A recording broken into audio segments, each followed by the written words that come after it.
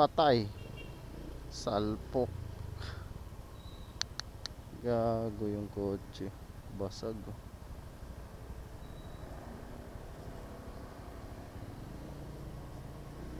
Alam na kasing hams eh. Tulin-tulin ang takbo. Yun yung kanyang ano, hatid natin. Hatid natin yung kanyang naputol. Ay, sigasaan pa. Hindi natin. Ay.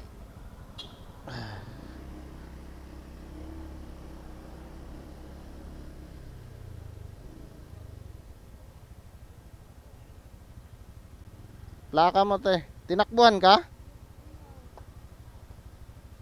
Tinakbuhan ka? Nakuha mo yung plaka. May ano dyan sa taso enforcer. Punta ka lang. Tapos may police station doon. Pagkaliwa mo na traffic light.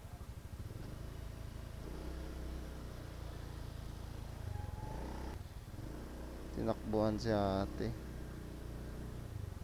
Report mo na lang doon sa taas te. Oh, yan. Ahon ka dyan. Ayun yata yung naghintay yata eh. Tingnan ko kung yun ba yung nakabangga sa'yo.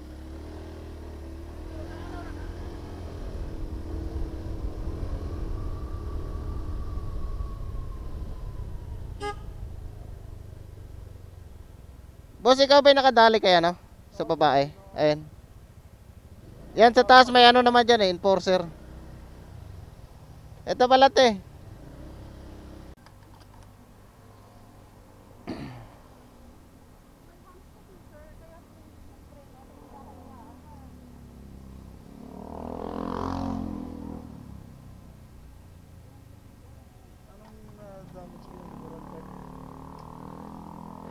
Putol yung ano niya. Ito.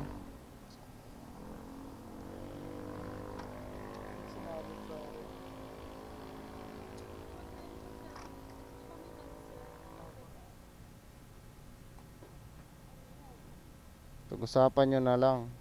Dito mo ba kayo? Ayala? Safe. Ayala din ang pamilya doon. Parehas lang pa. Katrabaho pala kayo. Sige tayo, bahala na kayo dyan. Okay. Mukhang magkakasundo naman sila. Parehas naman sila ng pinagtatrabahuan dito sa may Ayala Mall 38. So mukhang parehas call center.